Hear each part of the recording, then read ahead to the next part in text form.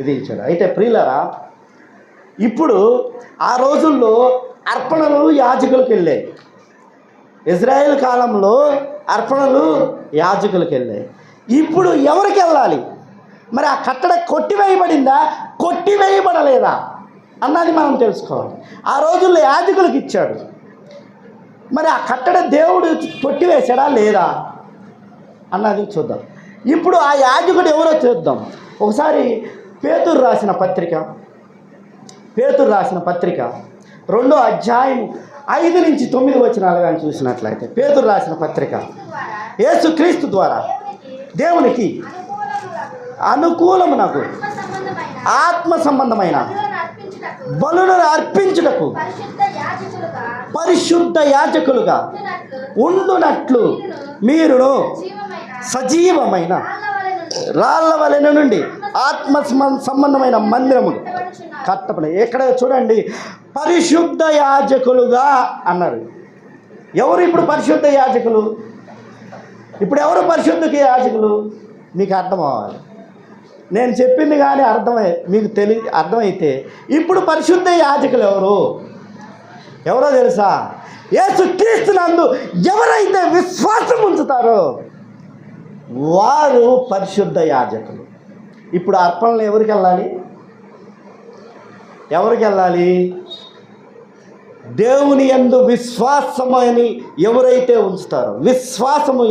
ఉంచుతారో వారు పరిశుద్ధ యాజకులు. ఎంత చక్కటి వాక్యం! ఎవరైతే దేవుని, మళ్ళీ చదవండి ఒకసారి చూడండి.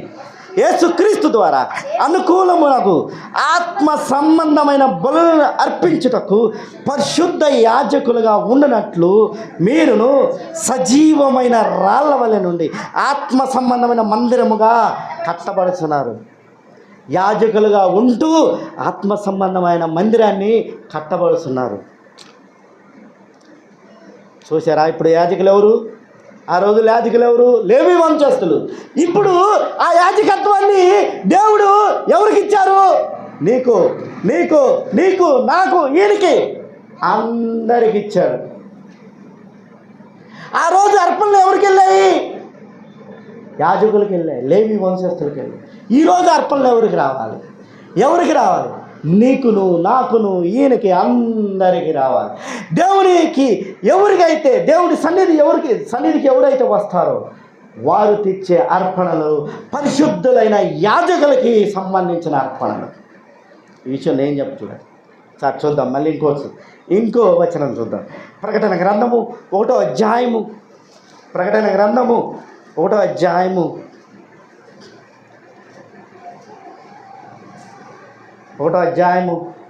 6వ వచనం చూడండి.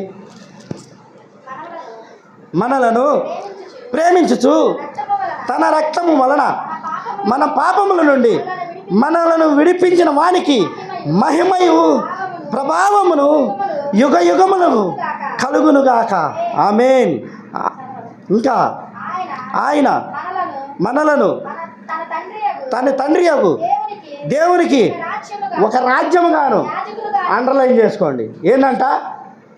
ఒక రాజ్యముగాను ఎవరిని చేశారు? నన్న అందరినీ యేసుక్రీస్తు యొక్క మరణమునందు ఎవరైతే విశ్వాసం ఉంచుతారో వాళ్ళని దేవునికి రాజ్యముగాను యాజకులుగాను చేశారు. ఇప్పుడు మనం ఎవరు? యేసుక్రీస్తు రక్తంలో కడగబడిన ప్రతి విశ్వాసి ఎవరు? ఒక పరిశుద్ధ యాజకుడు, పరిశుద్ధ యాజక సమూహము. నువ్వు, నేను, అందరం, ఈ లోకములో ఉన్న ప్రతి ఒక్కళ్ళు కూడా పరిశుద్ధ యాజక సమూహము. మనం ఆ రోజు యాజకులు అంటే లేవి వంశస్థులు. నువ్వు తీసుకెళ్ళే ప్రతి అర్పణ, నీ పాప పరిహార్థమై తీసుకెళ్ళిన ప్రతి అర్పణలు, శ్రేష్టమైన అర్పణలన్నీ యాజకులకు చెందాయి. ఇప్పుడు ఆ యాజకత్వాన్ని దేవుడు ఎవరికి ఇచ్చారు? నీకు నాకు అందరికి ఇచ్చాడు. కాబట్టి దేవునికి వచ్చే ప్రతిష్టార్పణలు ఎవరికి చెందినవి? ఎవరికి? నీకా? దేవుని యందు విశ్వాసము ఉంచుతారు. ఎవరైతే యేసుక్రీస్తు మరణం నందు ఎవరైతే విశ్వాసం ఉంచుతారో వాళ్ళు యాజకులు, పరిశుద్ధ యాజక సమూహాన్నిగా తయారు చేశారు. ఈ విషయాన్ని ఎబ్రీలకు రాసిన పత్రిక 7వ అధ్యాయం 28వ వచనంలో తేట తెల్లం చేస్తారు. చూడండి, ధర్మశాస్త్రము బలహీనత గల మనుషులను యాజకులుగా నియమించిన గాని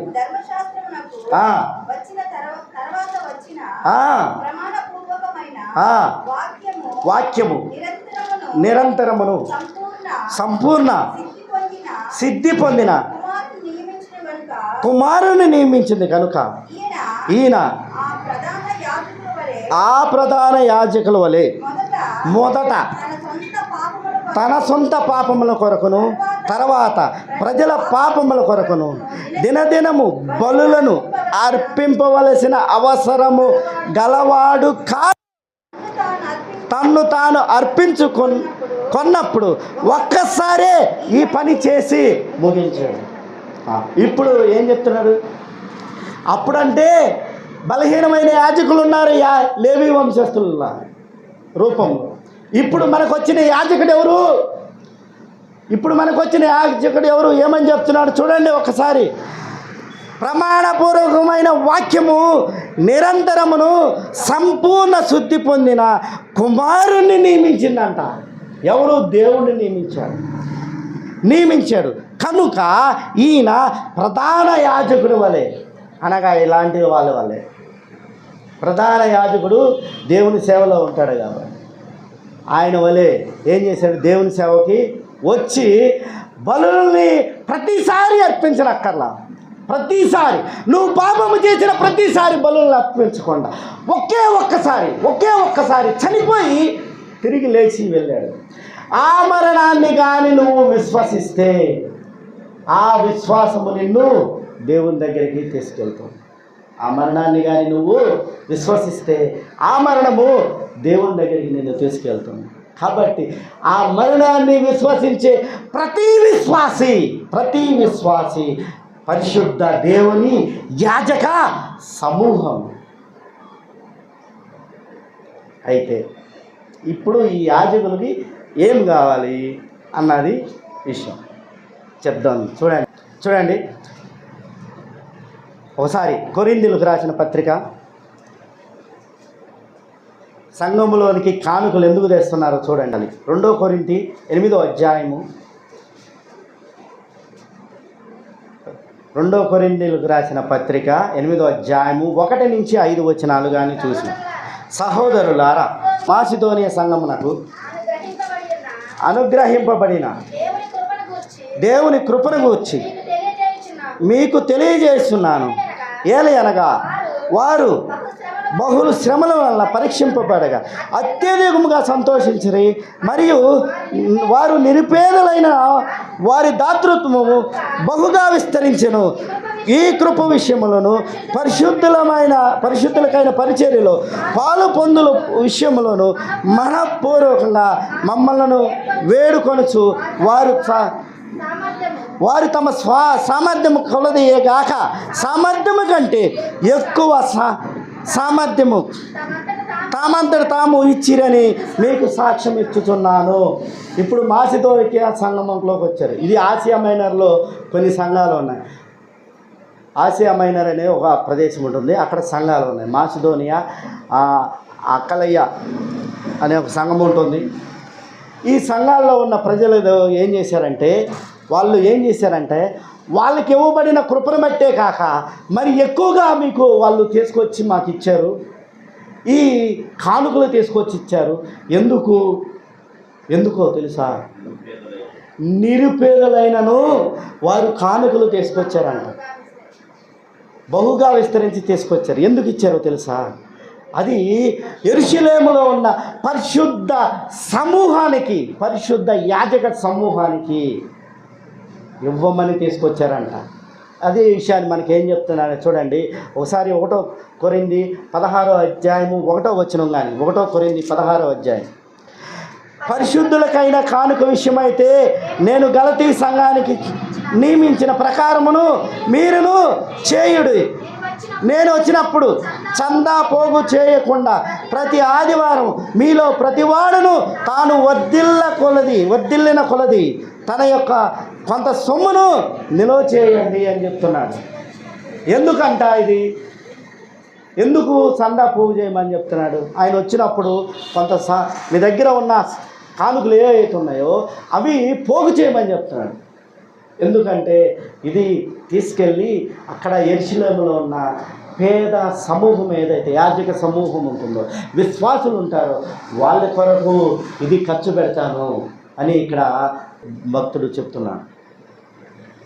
యాజక సమూహం కొరకు మనం తీసుకొచ్చే అర్పణలు, కానుకలు, నీ శక్తి కొలది నువ్వేదో తీసుకొస్తున్నావు కదా, ఆ కానుకలు ఇప్పుడు ఎవరికి ఇవ్వాలంటే పేదలైన నిరుపేదలైన యాజక సమూహం ఉంటుంది, విశ్వాసులు ఉంటారు, వాళ్ళకి ఇవ్వటానికి. అందువల్ల ఇప్పుడు కొత్త నిబంధనలో మనం కానుకలు చర్చికి ఎందుకు తీసుకురావాలంటే, ఎందుకు తీసుకురావాలి? యాజకుల కొరకు, లేకపోతే నా కొరకు, గణపవరం నుంచి వస్తున్నానని నా కొరకు కాదు. మనం కానుకలు ఎందుకు తీసుకొస్తున్నామంటే, మనలో ఎవడైనా పేదవాడు ఉంటే, విశ్వాసి కానీ ఉంటే, ఆ విశ్వాసి దేవునిలో స్థిరపరచబడి నిమిత్తము మనం కానుకలు తేవాలి. అది సంగతి. ఆ రోజు ఎందుకు తీసుకొచ్చాము? ఆ రోజు ఎందుకు తీసుకొచ్చారు వాళ్ళు? మేము పాపం చేసాము, మా తప్పుల్ని క్షమించని తీసుకొచ్చాము. ఇక్కడ ఇప్పుడు పౌలు భక్తుడు గారు ఏం చెప్తున్నారు? నువ్వు చర్చికి వచ్చేటప్పుడు నువ్వు కానుకలు పట్టుకుతావు. ఎందుకో తెలుసా? ఇక్కడ ఒకవేళ పేద యాజక సమూహముగానుంటే వాళ్ళు దేవునిలో స్థిరపరచబడు నిమిత్తము కానుకలు తీసుకొచ్చి వారికి ఇస్తే వాళ్ళు నిన్ను బట్టి, నీ విశ్వాసమును బట్టి దేవుణ్ణి మరింతగా కొనియాడతారని ఇక్కడ అదే పౌలు భక్తుడు గారు సెలవిస్తున్నారు. ఇప్పుడు అర్థమైందమ్మా కానుకలు ఎందుకు తేవాలో? మరి వాళ్ళు ఏంది అలా చెప్తారు? మనం కానుకలు ఎందుకు తేవాలి? ఇప్పుడు ఎందుకు తేవాలి? మనలో దేవుని యందు విశ్వాసం ఉంచిన ప్రతి వ్యక్తిని దేవుని నుంచి వైదొలగకుండా దేవునిలో స్థిరపరచబడి నిమిత్తము తీసుకొని రావాలంట. మరి వాళ్ళేంది ఎప్పుడు లెగెత్తే యూట్యూబ్లోను ఫేస్బుక్లోను మా దేశాన్ని నాశనం చేస్తారు, మా దశంభాగాలతో నీకేంటయ్యా సంబంధం? మేము ఎందుకు చేసుకొచ్చుకుంటున్నాము? మమ్మల్ని మనవులు బాగు చేసుకోవటానికి. మనం కానుక ఎందుకు ఇస్తున్నాము? మాకు ఒక ఆజ్ఞ ఉంది, మాకు ఒక నియమం ఉంది. మేము పాపములోకి వెళ్ళకుండా మనల్ని కాపాడుకోవటానికి ప్రతి విశ్వాసి దేవునిలో స్థిరపరచబడు నిమిత్తము మనం కానుకలు తీసుకొచ్చి ఆయనకి ఇస్తే, నీ విశ్వాసాన్ని బట్టి ఈయనేం చేయాలి? ఇప్పుడు దేవుణ్ణి కొనియాడాలి. ఈ విషయాలన్నీ ఎక్కడ చెప్తున్నాడు తెలుసా? 2 కొరింథీ 9వ అధ్యాయము అక్కడి నుంచి 15వ వచనం వరకు కానీ చూసినట్లయితే చూడండి, అది కూడా చూద్దాం. చూడండి 10 నుంచి చూడండి, మీరు చదివితే తెలుస్తుంది. 9వ అధ్యాయము, విత్తువానికి విత్తనము, తినుటకు ఆహారమును దయచేసి దేవుడు మీకు విత్తనమును దయచేసి విస్తరింపజేసి మీ ప్రతి విషయములో పూర్ణ ఔదార్యము భాగ్యము గలవారగునట్లు మీ నీతి ఫలములను వృద్ధి పొందించును. ఇట్టి ఔదార్యము వలన మా ద్వారా దేవునికి కృతజ్ఞతాస్తుతులు చెల్లించు. ఎవరి ద్వారా? యాజకుల ద్వారా. యాజకులు ఏం చేయాలి? ఇప్పుడు యాజకులు ఏం చేయాలి? విశ్వాసులైన వారు సమర్పించిన కానుకలు తీసుకెళ్ళి ఎవరికి ఇవ్వాలంట? విశ్వాసులైన వారికి ఎవరికి ఇవ్వాలంట? చర్చికి వచ్చే పేద విశ్వాసులకి ఇవ్వాలి. అది జరిగేది. కానీ ఈ రోజుల్లో వాళ్ళ అంటంలో కూడా న్యాయం ఉంది. అక్కడ వాళ్ళ అంటంలో కూడా న్యాయం ఉంది. ఏం చేస్తున్నారు తెలుసా? ఒక్కొక్కళ్ళు ₹1,00,000. వాళ్ళు వేసుకునే కోటు విలువ ₹1,00,000. వాళ్ళ పాశ్రమ గారు వేసుకునే శారీ విలువ 50,000. విశ్వాసులు ఎందుకు తీసుకొస్తున్నారు కానుకలు? ఎవరికి ఏమైనా తీసుకొస్తున్నారు? నిరుపేదలైన యాజక సమూహానికి ఇవ్వండి అని చెప్తుంటే వీళ్ళు ఏం చేస్తున్నారు? వాళ్ళ సామ్రాజ్యాన్ని విస్తరిస్తారు. పోనీ అంతటితో ఆగుతున్నారా? తేండి, ఇంకా తేండి, దశంభాగాలు తేండి. అప్పు చేస్తే కూడా దశంభాగంలో ఒకటి తీసుకొస్తున్నారంట అని వాళ్ళు చెప్తున్నారు. నేను కాదమ్మా, నాకు దేవునికి స్తోత్రం. అలా కొంతమంది చేస్తున్నారని చెప్తున్నారు. అది అంతవరకు నాకు తెలియదు. అందుని బట్టి నేను ఈరోజు ఈ వాక్యం మీకు తెలియజేస్తున్నాను. యాజకులు ఏం చేయాలమ్మా? విశ్వాసులు తెచ్చిన కానుకలని ఏం చేయాలి? యాజక సమూహానికి ఇవ్వాలి. నిరుపేదలైన యాజక సమూహానికి ఇచ్చినప్పుడు ఆ యాజక సమూహము యాజకుడు ఇచ్చిన దాన్ని బట్టి, అయ్యా యాజకుడా, ఈ సహాయము మాకు ఎవరి ద్వారా లభించిందంటే నాకు వచ్చింది, సుభాషిణి అమ్మగారు దాన్ని ఆమె ఇచ్చింది. అలాగయ్యా అని ఆమెను బట్టి దేవునికి స్తోత్రం.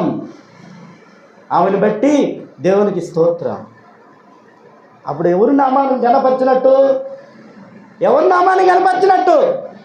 దేవుని నామానికే కదా. నువ్వు తెచ్చినది దేనికి? నీ కానుక దేనికి? దేవుని నామానికి మహిమ కలుగునట్లుగా తీసుకొచ్చావు. ఇప్పుడు అదే కానుక తీసుకెళ్ళి యాజకుడు ఏం చేయాలి? నిరుపేదలైన యాజక సమూహానికి ఇచ్చినప్పుడు, ఫలానా వ్యక్తి నీకు ఈ కానుక ఇవ్వమని చెప్పినప్పుడు ఆవిడని బట్టి దేవుని నామానికి స్తోత్రమని నువ్వు చెప్పాలి.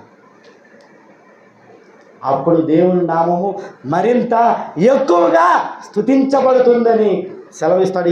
ఈ మొత్తం మీరు 9వ అధ్యాయం 2 కొరింథీయులకు రాసిన పత్రిక 9వ అధ్యాయం మొత్తం చదివితే ఈ విషయాలన్నీ తెల్లం చేస్తాడనమాట. అయితే మీకు ఇంకొకటి కూడా చెప్తున్నాడు.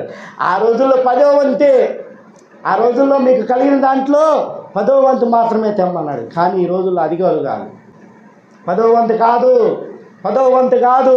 ఏం చెప్తున్నాడు చూడండి, ఎంత తెమ్మని చెప్తున్నాడు చూడండి. అదే కొరింథీ పత్రిక 2 కొరింథీ 9వ అధ్యాయము 5వ వచనం చూడండి. కావున లోగడ ఇచ్చేదమని మీరు చెప్పిన ధర్మము పిసినితనముగా ఇయ్యక ధారాళముగా ఇయ్యవలెనని చెప్పి సహోదరులు మీ యొద్దకు ముందుగా వచ్చి దానిని జమ చేయుటకై వారిని హెచ్చించుటాం. ఎలా ఇవ్వాలంట ఇచ్చేది? ఇప్పుడు దశంభాగం కాదు. ఇప్పుడు మీరు తేవాల్సింది దశంభాగం కాదు. ఎలా తేవాలి? ధారాళంగా తేవండి, పిసనాయితరంగా తేవద్దు. 100 రూపాయలు ఉన్నాయి. ఇప్పుడు యాక్చువల్గా అయితే 10 రూపాయలు నువ్వు దేవుని సన్నిధి తేవాలి. ఇప్పుడు ఈయనేం చెప్తున్నాడు? నీకు వీలైతే 10 ఇవ్వు, లేకపోతే అంతకన్నా ఎక్కువ ఇవ్వు. కాబట్టి కృప చాలా విస్తరించింది. నీ కానుక ధారాళంగా ఇవ్వండి. ఎందుకో తెలుసా? నువ్వు ఎంత ధారాళంగా ఇస్తే పరిశుద్ధ యాజక సమూహము అంత బలముగా దేవుణ్ణి కొని స్తుతిస్తారు. కొంచెముగా విత్తువాడు కొంచెముగా పంట కోయను, సమృద్ధిగా విత్తువాడు సమృద్ధిగా పంట కోయను. అంటే చెప్తున్నా, కొంచెంగా నువ్వు కొంచెం ఇస్తే కొంచెమే, దేవునికి స్తోత్రం కలిగేది కొంచెమే. మరింతగా ఇస్తే మరింత స్తోత్రంలో జరుగుతాయి. దేవునికి మహిమ కలుగుద్ది. ఆమేన్. దేవునికి మహిమ కలుగును గాక. మీరు తీసుకొచ్చే ప్రతి కానుక అర్పణ, శ్రేష్టమైన అర్పణ ఎలా తేవాలి? ధారాళంగా తీసుకురండి, పిసనారితరంగా తీసుకురావద్దు. ఎందుకంటే నువ్వు పిసనారితరంగా ఉంటే ఆ పిసనారితరంగానే దేవునికి స్తోత్రం కలుగుతుంది. నువ్వు ధారాళంగా తీసుకొస్తే దేవునికి స్తోత్రము ధారాళంగా కలుగుతుంది. కాబట్టి నువ్వు ఏది తెచ్చినా దేవుని మహిమార్థమై తెస్తున్నావు. కాబట్టి ఆ మహిమార్థము బాగా జరగాలంటే నువ్వు విత్తేది మరింత విత్తాలి, నువ్వు ఇచ్చేది ధారాళముగా ఇవ్వాలి. సనుగు కొనొద్దు, బలవంతంగా అసలు ఇవ్వద్దు. ఇవ్వకపోయినా పర్వాలేదు, సనుక్కొనవద్దు, బలవంతంగా అసలు ఇవ్వద్దు. నిన్నెవడు అబ్జెక్షన్ ఏం పెట్టలా నువ్వు తెచ్చివ్వమని. కానీ నువ్వు తెచ్చుండేందుకు దేవునికి మహిమ కలుగులాగా తీసుకొస్తున్నావు కాబట్టి పిసినారితనంగా ఇవ్వద్దు, సనుక్కొనకుండా ఇవ్వద్దు, ధారాళంగా ఇవ్వండి. దేవుని సన్నిధికి ఎవరైతే కానుకలు తీసుకొస్తారో ఆ కానుకలను సమృద్ధిగా తీసుకురండి. ఆ సమృద్ధిని బట్టి మరింతమంది విశ్వాసులు సంఘములో బలపడతారని ఇక్కడ సెలవిస్తున్నారు. కాబట్టి ప్రియులారా మీరు విత్తేది మరింత విత్తండి, పంట విస్తారముగా వస్తుంది. విస్తారముగా వచ్చిన పంటను బట్టి దేవునికి మహిమ విస్తారముగా కలుగుతుందని భక్తుడు సెలవిస్తున్నాడు. అయితే ప్రియులారా, ఇది భౌతికమైనది, ఇదంతా భౌతికమైనది. మరి ఆత్మీయంగా ఏం జరగాలి తెలుసా? ఆత్మీయంగా ఏం జరగాలి తెలుసా? ఒకసారి